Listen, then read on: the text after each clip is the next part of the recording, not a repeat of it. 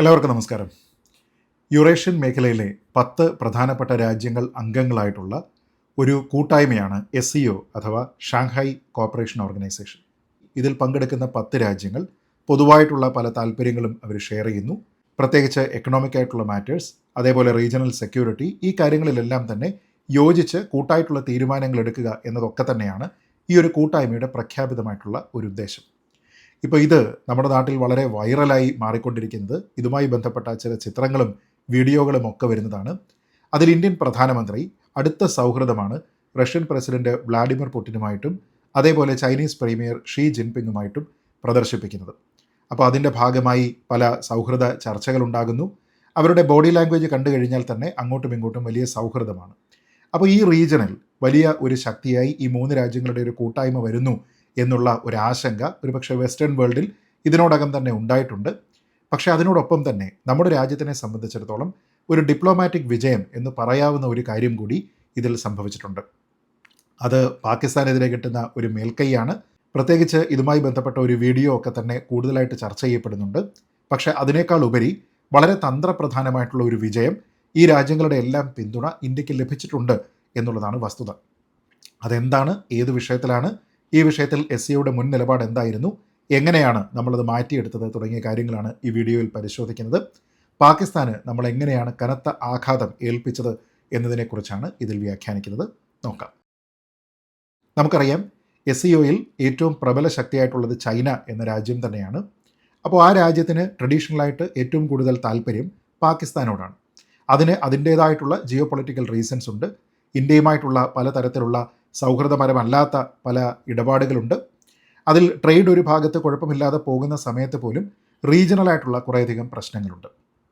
ഇന്ത്യയിലെ പല സ്ഥലങ്ങളും ചൈനയുടേതാണ് എന്ന് ക്ലെയിം ചെയ്യുക, പിന്നെ ടിബറ്റുമായി ബന്ധപ്പെട്ട് ദലൈലാമയുമായി ബന്ധപ്പെട്ട് ഒക്കെ ഇന്ത്യ എടുക്കുന്ന പരമ്പരാഗതമായിട്ടുള്ള നിലപാടിനോടുള്ള ചൈനയുടെ അതൃപ്തി, അതുകൂടാതെ ഗാൽവൻ പോലെയുള്ള പല മേഖലകളിൽ ഉണ്ടായിരിക്കുന്ന സംഘർഷങ്ങൾ, പിന്നെ പാകിസ്ഥാന് അവർ ആയുധം ഉൾപ്പെടെ കൊടുത്ത് സഹായിക്കുന്നതിന് വേണ്ടി അവർ നടത്തുന്ന പല നടപടികൾ, അതേപോലെ പാകിസ്ഥാന് സാമ്പത്തിക സഹായവും മറ്റു തരത്തിലുള്ള സ്ട്രാറ്റജിക് ഇൻപുട്സും ഒക്കെ തന്നെ കൊടുക്കുന്നത് ചൈനയാണ് എന്നും ഇന്ത്യക്കെതിരെ എല്ലാ കാര്യങ്ങൾക്കും പ്രേരിപ്പിക്കുന്നത് അവരെ ചൈനയാണ് എന്നുമുള്ള ഒരു വലിയ പ്രബലമായിട്ടുള്ള ഒരു ചർച്ച ഒരു ഭാഗത്ത് നടക്കുകയാണ്. അപ്പോൾ ഇന്ത്യയെ ഒരുപക്ഷെ സാമ്പത്തികമായി തകർക്കുന്നതിൻ്റെ എല്ലാവിധ ഗുണഫലങ്ങളും ചൈനയ്ക്കാണ് കിട്ടുക എന്ന രീതിയിലും ഇന്ത്യയെ ഒരു വലിയ മാനുഫാക്ചറിങ് ഹബ്ബാക്കി മാറ്റുന്നതിനുള്ള ഇന്ത്യൻ ഗവൺമെൻറ്റിൻ്റെ പ്രവർത്തനങ്ങൾ ഇവിടെ നടക്കുമ്പോൾ അതിനെ കൗണ്ടർ ചെയ്യുന്നതിന് വേണ്ടിയിട്ടും സ്വന്തം വാണിജ്യ താല്പര്യങ്ങളെ സംരക്ഷിക്കുന്നതിനും വേണ്ടി ചൈന നടത്തുന്ന ഇടപെടലുകൾ, ഇങ്ങനെ കുറേയധികം കാര്യങ്ങൾ ഈ 2 രാജ്യങ്ങളുടെയും ബന്ധം വഷളാക്കുന്നതിന് കാരണമായിട്ടുണ്ട്. ഇതിലേറ്റവും കൂടുതൽ സുരക്ഷയുമായി ബന്ധപ്പെട്ട ആശങ്കകളാണ്, അതുമായി ബന്ധപ്പെട്ട തർക്കങ്ങളാണ്. പലപ്പോഴും വളരെ ഡിസ്ക്രീറ്റ് ആയിട്ട് ഇത് നടക്കുന്നുണ്ട് എന്ന കാര്യം എല്ലാവർക്കും അറിയാവുന്നതുമാണ്. ഈ തരത്തിലുള്ള ഒരു ജിയോ പൊളിറ്റിക്കൽ കാരണങ്ങളാൽ ഇന്ത്യ ചൈനയോട് അടുക്കാൻ സാധ്യതയില്ല എന്നുള്ള ഒരു കാര്യത്തിനെ കൂടി മുൻനിർത്തിക്കൊണ്ട് ഒരു സമ്മർദ്ദ തന്ത്രം ഇന്ത്യക്ക് മേൽ ചെലുത്തുന്നതിനാണ് അമേരിക്കൻ പ്രസിഡന്റ് ഡൊണാൾഡ് ട്രംപ് ശ്രമിച്ചത്. എന്നാൽ അത് ചീറ്റിപ്പോയി എന്നുള്ളത് എല്ലാവർക്കും വളരെ വ്യക്തമായി മനസ്സിലാക്കാൻ കഴിഞ്ഞ കാര്യമാണ്. ഏതെങ്കിലും ഒരു രാജ്യത്തിന് മേൽ ഒരു അൺനെസസറി ആയിട്ടുള്ള ഒരു താരിഫ് ചുമത്തുമ്പോൾ അതിനെ ജസ്റ്റിഫൈ ചെയ്യാൻ മതിയായിട്ടുള്ള കാരണങ്ങളുണ്ടാകണം. എന്നാൽ ഇവിടെ സാമ്പത്തികമായിട്ടുള്ള ഒരു കാരണങ്ങളും ഇല്ലാതെ ഒരു സമ്മർദ്ദ തന്ത്രത്തിൻ്റെ അടിസ്ഥാനത്തിൽ ഇന്ത്യയിൽ നിന്ന് മറ്റെന്തോ എക്സ്ട്രാക്ട് ചെയ്യാനുണ്ട് എന്ന തരത്തിലാണ് അമേരിക്ക പലപ്പോഴും പെരുമാറിക്കൊണ്ടിരിക്കുന്നത്. ഈ ഒരു സാഹചര്യത്തിലാണ് ഇന്ത്യയെ സമ്മർദ്ദത്തിലാക്കുന്നതിന് വേണ്ടി ഇന്ത്യയും പാകിസ്ഥാനും തമ്മിലുള്ള പീസ് ബ്രോക്കർ ചെയ്തത് ഞങ്ങളാണ് എന്ന് പറഞ്ഞത്. അവിടെ ട്രേഡായിരുന്നു പ്രധാനപ്പെട്ട ഒരു ഉപാധിയായിട്ട് ഞങ്ങൾ വെച്ചിരുന്നത് എന്നതൊക്കെ അമേരിക്ക പറഞ്ഞത്. അത് പൊളിഞ്ഞു വീഴുന്നത് നമ്മൾ കണ്ടതാണ്. ഇന്ത്യൻ ഗവൺമെൻറ് അത് നിഷേധിച്ചു. തന്നെയുമല്ല, അമേരിക്കയ്ക്ക് വഴങ്ങിയാണ് ഇന്ത്യ ഒരു സീസ് ഫയറിലേക്ക് പോയിരുന്നത് എങ്കിൽ എന്തുകൊണ്ടാണ് പിന്നീട് ട്രേഡിൻ്റെ കാര്യത്തിൽ ട്രംപ് ഒരു കടുംപിടുത്തം പിടിക്കുന്നത് തുടങ്ങിയ ചോദ്യങ്ങൾക്കും അമേരിക്കയ്ക്ക് മറുപടിയില്ല. അതിനോടൊപ്പമാണ് റഷ്യയും യുക്രൈനും തമ്മിലുള്ള യുദ്ധം ഇന്ത്യയാണ് സ്പോൺസർ ചെയ്യുന്നത് എന്നും അങ്ങനെ യുക്രൈന് മേൽ നടത്തുന്ന മനുഷ്യത്വ വിരുദ്ധമായിട്ടുള്ള എല്ലാ പരിപാടികൾക്കും ഇന്ത്യയാണ് പിന്നിൽ എന്നൊക്കെ പറഞ്ഞുകൊണ്ട് ഇന്ത്യക്കെതിരെ ഒരു ഗ്ലോബൽ ക്യാമ്പയിൻ നടത്താനൊക്കെ അമേരിക്ക ശ്രമിച്ചുവെങ്കിലും അതെല്ലാം തന്നെ പരാജയപ്പെട്ടു. കാരണം ഇന്ത്യയാണ് ഏറ്റവും കൂടുതൽ ഫ്യൂവൽ യുക്രൈന് നൽകുന്നത് തുടങ്ങിയ വിവരങ്ങൾ കൂടി ഇപ്പോൾ പുറത്തു വരികയാണ്.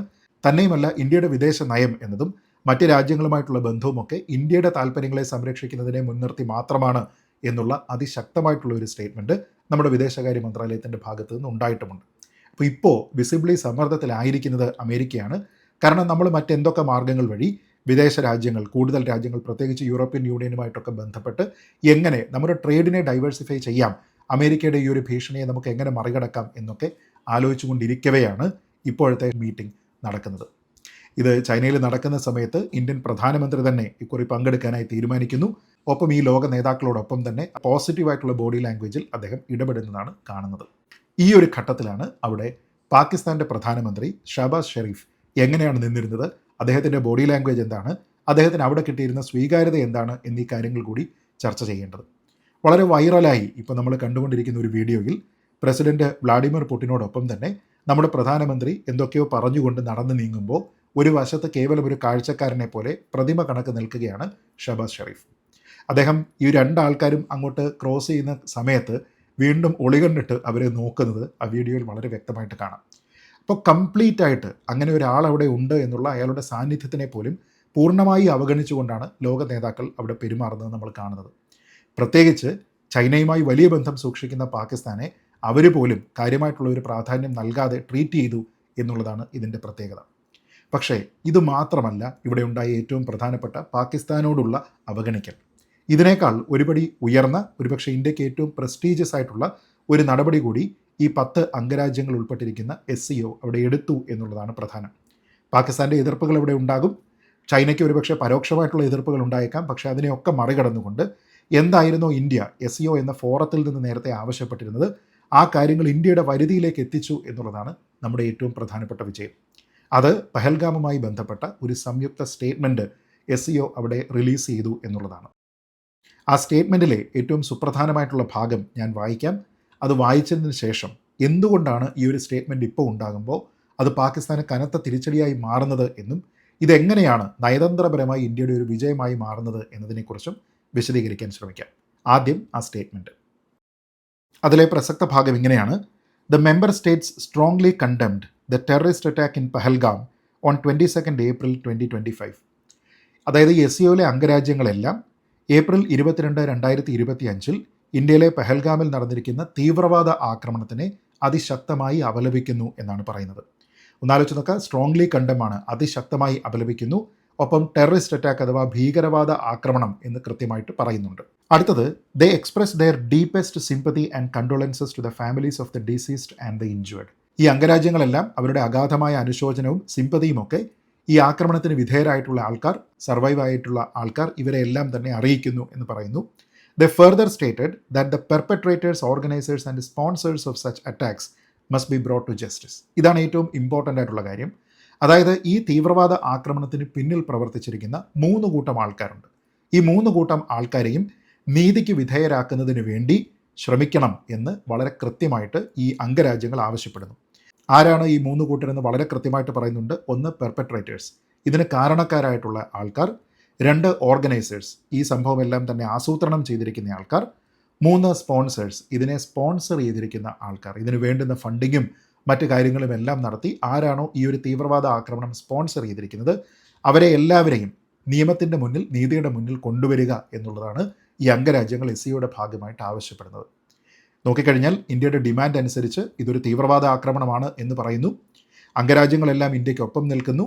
ഇതിന് കാരണക്കാരായിട്ടുള്ള ആൾക്കാരും അതിന് ഓർഗനൈസ് ചെയ്തിരിക്കുന്ന ആൾക്കാരും അതിൻ്റെ സ്പോൺസേഴ്സ് ആയിട്ടുള്ള ആൾക്കാരെയും എല്ലാം തന്നെ നീതിക്ക് വിധേയമാക്കണം എന്ന് കൃത്യമായിട്ട് പറയുന്നുണ്ട്. ആ നീതി എന്ന് പറയുന്നത് 2 രാജ്യങ്ങൾ തമ്മിലാകുമ്പോൾ എല്ലാ തർക്കങ്ങളും ഇൻ്റർനാഷണൽ കോർട്ട് ഓഫ് ജസ്റ്റിസിലേക്കല്ല പോകുന്നത്, മറിച്ച് സൈനികമായിട്ടുള്ള ഒരു നടപടിയുണ്ട്. എന്ന് വെച്ചാൽ ഇതിൻ്റെ പിന്നിലുണ്ടായിരുന്ന ആൾക്കാരെ എല്ലാവരെയും നീതിക്ക് വിധേയരാക്കാനുള്ള ഇന്ത്യയുടേതായിട്ടുള്ള നടപടിക്ക് ഇവർ പിന്തുണ നൽകുന്നു എന്ന് തന്നെയാണ് ഈ പറഞ്ഞിരിക്കുന്ന സ്റ്റേറ്റ്മെൻറ്റിൻ്റെ അർത്ഥം. ഇവിടെ ഒരു കാര്യം ശ്രദ്ധിക്കണം. എന്തുകൊണ്ടാണ് ഇത് പ്രസക്തമാകുന്നത്? നമ്മൾ ഈ ഓഗസ്റ്റ് 31, സെപ്റ്റംബർ 1 ദിവസങ്ങളിൽ ഇങ്ങനെ ഒരു സ്റ്റേറ്റ്മെൻറ്റ് SCOയിൽ നിന്ന് കാണുന്നുണ്ട് എങ്കിൽ SCO ആദ്യം ഇന്ത്യക്ക് അനുകൂലമായിട്ട് ഇങ്ങനെ ഒരു സ്റ്റേറ്റ്മെൻറ്റ് ഇറക്കാൻ തയ്യാറായിരുന്നില്ല എന്നുള്ളതാണ് പ്രധാനം. ഏപ്രിൽ 22 പഹൽഗാം അറ്റാക്ക് നടക്കുന്നത്. അത് നടന്ന ഉടനെ തന്നെ ഇന്ത്യ പറഞ്ഞിരുന്നു ഇത് പാകിസ്ഥാൻ സ്പോൺസേഡ് ആണ് എന്ന്. അതിനുശേഷം നമ്മൾ ഓപ്പറേഷൻ സിന്ദൂർ ലോഞ്ച് ചെയ്യുന്നു. അതിനുശേഷം ജൂൺ മാസത്തിൽ SCOയുടെ ഒരു പ്രധാനപ്പെട്ട മീറ്റിംഗ് നടക്കുന്നുണ്ട്. ചൈനയിലെ ചിങ്ഡാവു എന്ന സ്ഥലത്താണ് അത് നടക്കുന്നത്. അത് ഈ SCOയിലുള്ള അംഗരാജ്യങ്ങളുടെ ഡിഫൻസ് മിനിസ്റ്റർമാരുടെ ഒരു മീറ്റിംഗ് ആണ്. ഇന്ത്യയെ അതിൽ പ്രതിനിധീകരിക്കുന്നത് നമ്മുടെ പ്രതിരോധ മന്ത്രിയായ ശ്രീ രാജ്നാഥ് സിംഗ് ആയിരുന്നു. അപ്പോൾ അവിടെ ഒരു സംയുക്ത പ്രസ്താവന തീവ്രവാദ ആക്രമണങ്ങൾക്കെതിരെ SCO ഇറക്കിയിരുന്നു. എന്നാൽ അതിൽ അവർ മനഃപൂർവ്വം പെഹൽഗാമിനെ ഉൾപ്പെടുത്തിയില്ല. പകരം അതേസമയം ബലോചിസ്ഥാനിൽ ഉണ്ടായിരുന്ന വിമത ആക്രമണത്തിനെക്കുറിച്ചെല്ലാം തന്നെ അവരുടെ ഈ സ്റ്റേറ്റ്മെൻറ്റിൽ അവർ ഉൾപ്പെടുത്തിയിരുന്നു. പക്ഷേ പെഹൽഗാമിനെക്കുറിച്ച് അത് നടന്നതിന് ശേഷം 2 മാസം കഴിഞ്ഞിട്ടും അതിനെക്കുറിച്ച് ഒരു വാക്ക് പോലും പറയാനായിട്ട് SCO അന്ന് തയ്യാറായിരുന്നില്ല. അതിൽ അതിശക്തമായിട്ടുള്ള പ്രതിഷേധമാണ് നമ്മുടെ പ്രതിരോധ മന്ത്രി ശ്രീ രാജ്നാഥ് സിംഗിൻ്റെ ഭാഗത്തു നിന്നുണ്ടായത്. അതുകൊണ്ട് തന്നെ ആ ഒരു സംയുക്ത പ്രമേയത്തിൽ ഒപ്പുവെക്കാൻ നമ്മുടെ രാജ്യം തയ്യാറായില്ല. SCO ഇങ്ങനെയൊരു പ്രമേയം പാസാക്കുകയാണെങ്കിൽ അതിൽ ബലോചിസ്ഥാനിലുള്ള വിമത ആക്രമണത്തെക്കുറിച്ച് പറയുന്നുണ്ടെങ്കിൽ, പെഹൽഗാമിനെ ഉൾപ്പെടുത്തണമായിരുന്നിട്ടും അതിനെ മനഃപൂർവ്വം അവിടെ നിന്ന് ഒഴിവാക്കിയിട്ടുണ്ട് എങ്കിൽ, നമ്മുടെ പ്രതിഷേധം അവിടെ കൃത്യമായി രജിസ്റ്റർ ചെയ്ത് ഇതിൽ ഒപ്പിടാതെ മാറി നിൽക്കാനുള്ള ഇന്ത്യൻ ഗവൺമെൻറ്റിൻ്റെ തീരുമാനമാണ് ശരി എന്നാണ് വിദേശകാര്യ നിരീക്ഷകരും വിദഗ്ധരും ഉൾപ്പെടെയുള്ള ആൾക്കാർ അന്ന് പറഞ്ഞിരുന്നത്.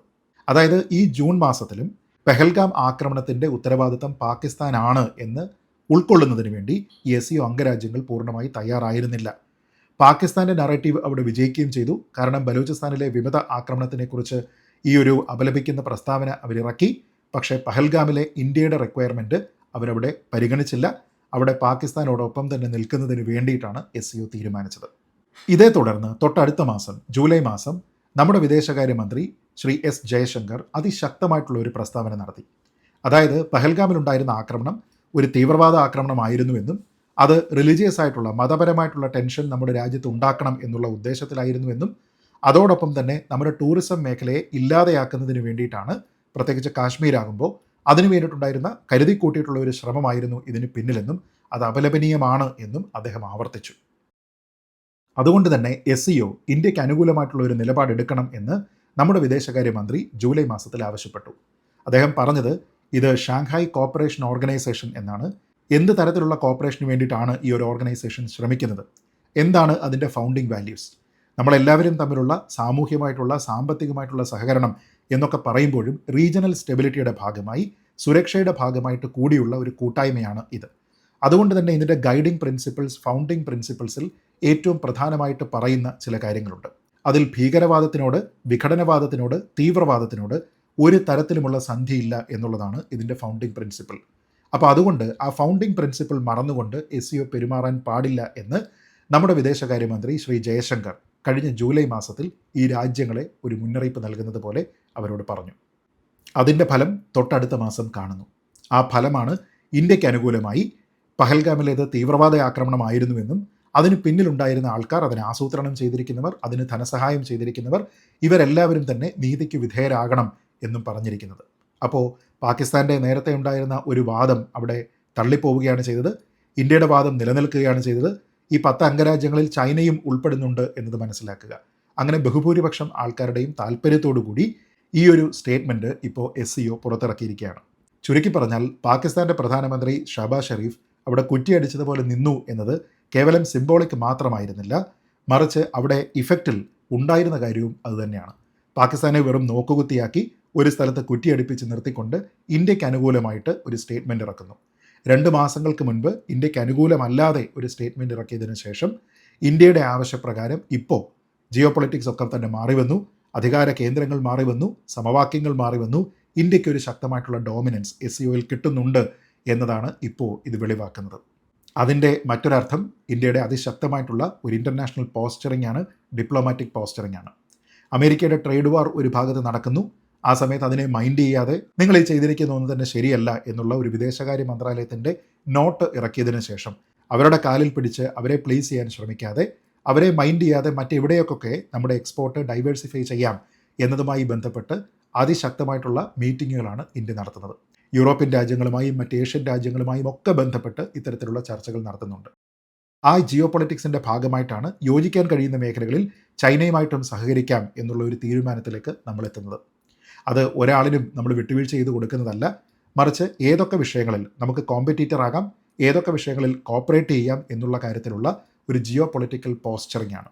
അതായത് ഫോറിൻ ഡിപ്ലോമസിയിൽ വരുമ്പോൾ നമുക്ക് സ്ഥായിയായിട്ടുള്ള മിത്രങ്ങളോ സ്ഥായിയായിട്ടുള്ള ശത്രുക്കളോ ഇല്ല, മറിച്ച് സ്ഥായിയായിട്ടുള്ള ഒരേ ഒരു കാര്യം എന്നത് നാഷണൽ ഇൻട്രസ്റ്റ് ആണ്.